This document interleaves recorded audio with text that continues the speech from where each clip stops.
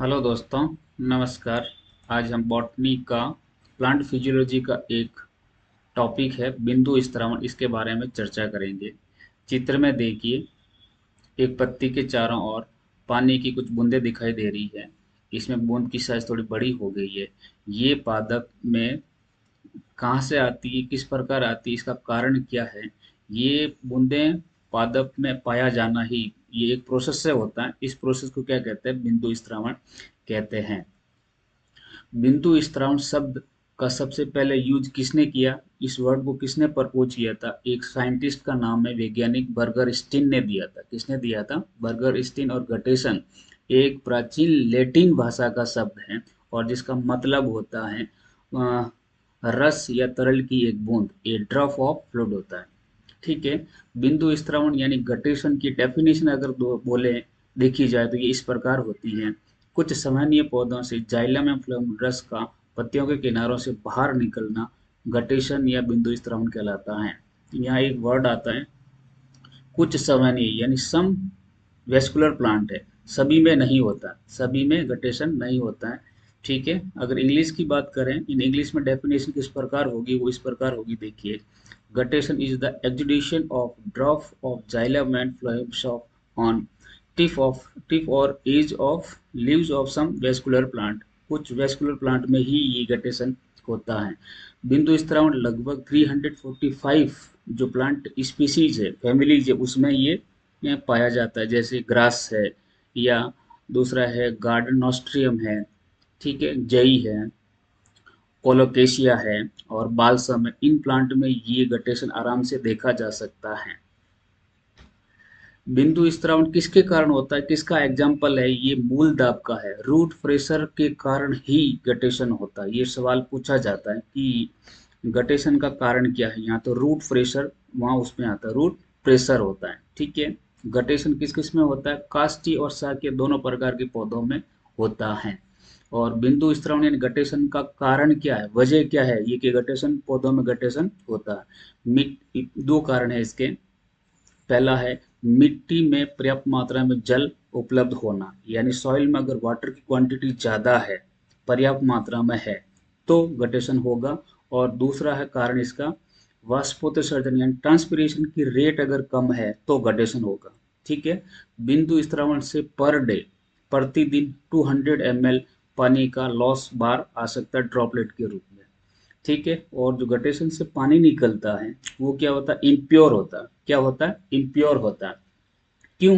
क्योंकि इसमें अकार्बनिक और कार्बनिक सॉल्ट डिजोल्व रहते हैं, घुले रहते हैं। बिंदु स्त्रावण कब होता है? ये नाइट में होता है और अर्ली मॉर्निंग भी होता है और बारिश की सीजन में भी गटेशन हो सकता है। ठीक है। बिंदु स्त्रावण हो सकता है। बिंदु स्त्रावण विशेष प्रकार के पोर, प्लांट की पत्ती होती है उसमें स्पेशल टाइप ऑफ जो पोर्स होते हैं, उसके कारण जल बाहर निकलता और इन पोर को अपन जल रंध्र कहते हैं। क्या कहते हैं इनको?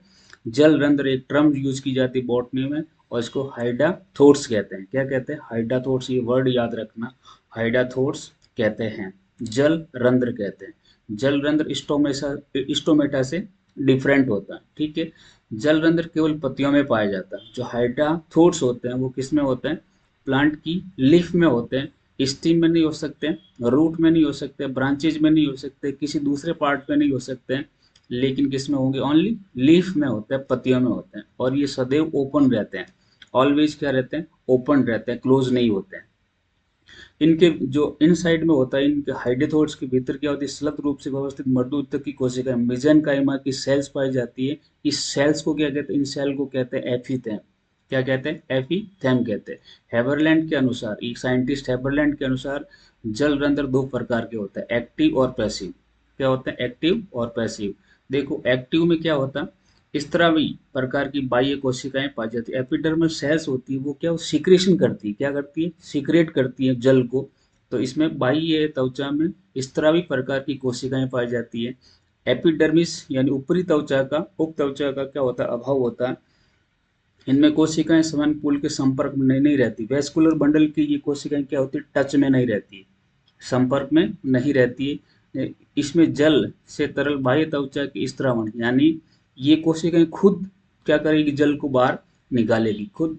एक्टिव होकर के, यानी एनर्जी कंज्यूम करके ये जल को बाहर निकलेगी। पैसिव में क्या होती है, वहाँ पे ये कोशिकाएं होती हैं और वहाँ पे एनर्जी नहीं होती है, कोशिकाओं के बीच से जो स्पेस होता है ना, वहाँ से ये जल अपने आप ऑटोमेटिक बाहर निकलता है। इसमें प्लांट की सेल्स की, लीफ की सेल की एनर्जी कंज्यूम नहीं होती है। ठीक है, इसमें हिंदी में मैंने कुछ लिखा है। इसमें एपिथेम कोशिकाएं छिद्र के विपरीत बाह्य त्वचा के भीतर की ओर होती है, स्वयं पूल के टच में। हाँ, अब देखिए निष्क्रिय में क्या होता है, पैसिव में क्या होता है, ये स्वयं पूल बंडल के जो टच में रहती है। ठीक है, और ये अंतरकोशिकीय अवकाश, जो कोशिकाओं के बीच में स्पेस होता है, वहां से पानी बाहर निकलता है और ये पानी क्या होता है, अशुद्ध होता है। गटेशन का डायग्राम देखिए, आपको पता है बॉटनी और जूलॉजी अगर बायोलॉजी पढ़ते हो तो डायग्राम से कोई भी टॉपिक अच्छे से समझ में आता है, तो ये डायग्राम इसको याद रख सकते हैं। नेक्स्ट है वाष्प उत्सर्जन एवं बिंदु स्त्रावण में अंतर क्या होता है, what is the difference between guttation and transpiration. तो देखिए ये मैंने टेबल बना करके वाष्प उत्सर्जन एवं बिंदु स्त्रावण में डिफरेंस बताया है। देखिए ट्रांसपीरेशन में क्या होता है, ये दिन के समय में होता है, डे टाइम में ही होता है। ठीक है, एक्सेप्शन होता है कि नाइट में भी वाष्पोत्सर्जन होता है, वो कम होता है, लेकिन अगर एक सामान्य अगर टर्मोलॉजी में यूज करेंगे तो वाष्पोत्सर्जन कब होता है, सूर्य के प्रकाश में होता है। स्टोमेटा खुलते हैं और पानी वाष्प के रूप में बाहर निकलता है, दिन के समय में होता है। ये रंध्र स्टोमेटा के माध्यम से होता है, जल के रूप में, जल वाष्प के वेपर के रूप में बाहर निकलता है। पौधों के वायु एरियल पार्ट से ही होता है। ठीक है, सब जो ग्राउंडेड या दूसरे पार्ट पे नहीं हो सकता, एरियल पार्ट से होता है। यानी वाष्प उत्सर्जन जड़ से भी हो सकता है अगर एरियल है तो, स्टीम से भी हो सकता है अगर हवा में है तो, और लीफ और ब्रांचेस से भी हो सकता है। ठीक है, और वाष्पोत्सर्जन जो होता है वो एक कंट्रोल्ड प्रोसेस है, और निकलने वाला जल जो होता है एकदम प्योर होता है, शुद्ध होता है, वेपर के रूप में बाहर निकलता है, वाष्प के रूप में। बिंदु स्त्रावण की बात करें तो ये नाइट में हो सकता है या अर्ली मॉर्निंग में होता है।